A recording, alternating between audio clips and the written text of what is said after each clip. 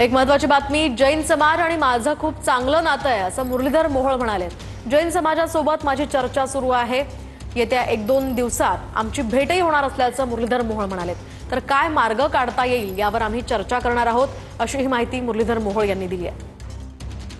ज्या जैन समाजाचा विषय, ते जैन समाजाचं माझं खूप चांगलं नातं आहे। तुम्ही बघताय जैन समाजाचं एकतरी व्यक्ती बोलतोय याच्यात, जैन समाजाचं कुठलं शिष्टमंडळ बोलतंय, माझी त्यांची रेग्युलर आता चर्चाही सुरू आहे। याच्यातनं लवकर मार्गही निघेल।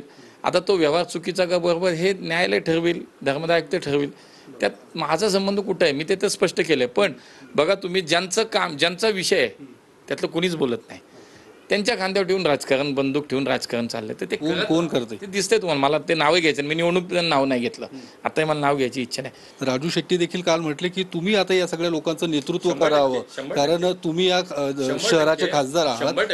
100% मी तुम्हाला तेही सांगतो की गेले 2-3 दिवसात सातत्याने मी त्या सगळ्या लोकांच्या संपर्कात आहे, आमचं बोलणं होतं आहे। 1-2 दिवसात आमची भेट सुद्धा होणार आहे। त्यामुळे मी शेवटी मी माझी जबाबदारी कशी झटकेन, त्या लोकांचा जो काय प्रश्न आहे त्या अनुषंगाने त्याच्यामध्ये काय मार्ग काढतील यासाठी तुम्ही नेतृत्व करायला 100% त्यांच्याबरोबर सोबत काम करायला तयार आहे।